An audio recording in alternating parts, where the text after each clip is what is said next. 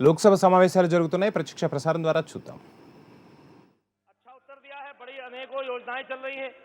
मेरे बुंदेलखंड क्षेत्र में भी हर जगह गौशालाएं खोली गई हैं और A2 मिल्क जिसकी पूरी दुनिया में, पूरे देश में बहुत नितांत आवश्यकता महसूस की गई है, विशेष रूप से कोविड के दौरान जब भारत सरकार ने बहुत अच्छा काम किया। माननीय प्रधानमंत्री जी का बहुत क्रांतिकारी कदम जो पोषण अभियान चल रहा है, मैं माननीय अध्यक्ष महोदय से के माध्यम से माननीय मंत्री जी से ये जानना चाहता हूं, क्या हमारे बुंदेलखंड क्षेत्र में A2 मिल्क सदस्यगण, मान्य सदस्यगण, ये प्रश्नकाल है। आपको प्रश्नकाल पे पर्याप्त समय, पर्याप्त अवसर दूंगा मैं। आप चर्चा करने के लिए आए यहाँ पर तो चर्चा कीजिए। सदन में अच्छा सकारात्मक संदेश जाना चाहिए। प्रश्नकाल पर आप हंगामा करते हैं, उचित नहीं है। नो, गलत है आपका। आप प्रश्नकाल पर चर्चा करिए, प्रश्न पूछिए, इतने महत्वपूर्ण सवाल हैं।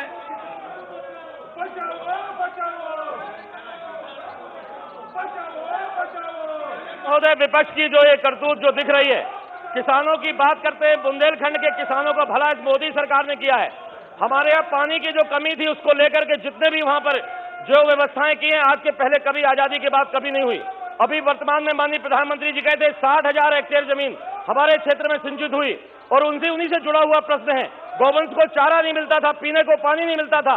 भारत सरकार को ट्रेन से पानी भेजने की सोचती थी पहले जमाने में,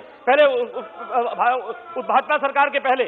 माननीय महोदय, मैं आपसे निवेदन करना, आपके माध्यम से मंत्री जी से निवेदन करना चाहता हूं कि जो देशी गौवंश का जो A2 मिल्क है, क्या हमारे बुंदेलखंड क्षेत्र में भारत सरकार जो प्रधानमंत्री जी का जो महत्वाकांक्षी जो योजना है पोषण अभियान, कि हर व्यक्ति को पोषण मिल सके, हर बच्चे को मिल सके, क्या A2 मिल्क देशी गौवंश का राशन के माध्यम से निःशुल्क उपलब्ध कराने की योजना है? माननीय अध्यक्ष जी, सुझाव अच्छा है माननीय सदस्य का। A2 मिल्क की महत्व है बहुत पूरे देश में, और आज के दिन अगर आप देखेंगे तो शहरों में एक अलग कल्चर पैदा हुई है A2 मिल्क के लिए, चाहे उसका दूध हो या घी हो। कुछ प्रदेश सरकारों ने प्रयास भी किया है, गुजरात में प्रयास हुआ है कि दूध भी राष्ट्रीय पोषण में दिया जाए, लेकिन ये कार्य उत्तर प्रदेश सरकार का है। अभी उत्तर प्रदेश और बिहार के लिए कोऑपरेटिव बनाने के लिए एक स्कीम, जायका स्कीम, केंद्र सरकार के द्वारा शुरू की गई है। अगर बुंदेलखंड के A2 मिल्क के लिए अलग से कोई प्रदेश सरकार से प्रस्ताव आता है नई कोऑपरेटिव बनाने का या मिल्क प्रोड्यूसर कंपनी बनाने का, तो केंद्र सरकार जायका के माध्यम से उसमें मदद कर सकती है। माननीय अध्यक्ष महोदय, माननीय मंत्री जी ने जो बताया कि उत्तर प्रदेश सरकार प्रयास कर सकती है। उत्तर प्रदेश में जब से भारतीय जनता पार्टी की सरकार आई है, उत्तर प्रदेश में योगी जी के नेतृत्व वाली सरकार में हमारे क्षेत्र में हर प्रति गौपालक को 900 रुपए प्रति माह के हिसाब से दिया जा रहा है। देशी गौवंश का बहुत अच्छे से संरक्षण हुआ है। हमारे यहाँ जो अन्ना की समस्या थी, जिसको लेकर के कि मैं पिछली बार प्राइवेट मेंबर बिल भी लेकर के आया था, आपने बड़ी सकारात्मक बहस कराई थी अध्यक्ष महोदय। मैं उसी विषय में बात करना चाहता हूं।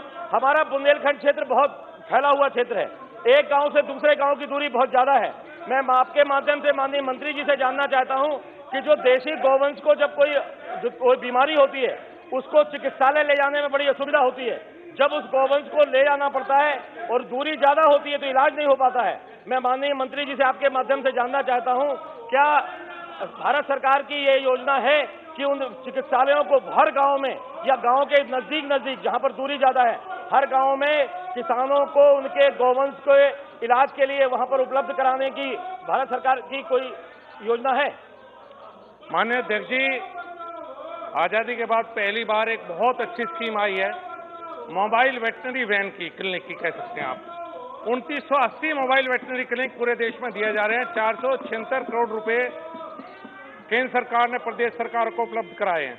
उसमें से 520 mobile veterinary clinic Uttar Pradesh के लिए दिए गए हैं, और मुझे उम्मीद है कि इन मोबाइल वेटनरी क्लिनिक के माध्यम से बुंदेलखंड जैसे जो पिछड़े क्षेत्र हैं उनमें पशुपालकों को, जो गरीब पशुपालक हैं, उनके इलाज की सुविधा मिलेगी। और इन मोबाइल वेटनरी क्लिनिक को चलाने के लिए कि 60-40 के उसमें प्रदेश और केंद्र सरकार आके मदद करेंगी। और ये इतनी बेहतरीन स्कीम है, मुझे लगता है कि मोदी जी के नेतृत्व में एक गरीब पशुपालक के लिए इससे बेहतर कोई स्कीम नहीं हो सकती थी। माननीय सदस्य, आंध्र प्रदेश जैसे मुद्दे पर चर्चा हो रही है। आप प्लीज अपनी सीट पर जाइए। आप जिसकी डिमांड करते हैं उस पर प्रश्न आए, आप अपनी सीट पर जाइए। नहीं, आप अपनी सीट पर जाकर बैठिए। आप आंध्र प्रदेश पुनर्गठन के मामले पर कई बार इश्यू उठाते हैं, सदन में चर्चा नहीं करना चाहते हैं, ये उचित नहीं है। मैंने सभी मान्य सदस्यों को कहा है कि प्रश्नकाल के अंदर, ये प्रश्नकाल मान्य सदस्यों का है, उनको पर्याप्त समय पर्याप्त अवसर मिलता है चर्चा संवाद करने का। मान्य सदस्य अगर प्रश्नकाल के अंदर हंगामा करेंगे तो कैसा सकारात्मक माहौल जाएगा, ये उचित नहीं है। अच्छे वातावरण को बनाए। आपकी मैंने किसी बात को नहीं माना है तो आप बेल में आइए, उसके पहले बेल में आना कहाँ तर्क है, ये तर्क उचित नहीं है। सदन की कार्रवाई आज दिनांक 2 बजे तक के लिए स्थगित की जाती है।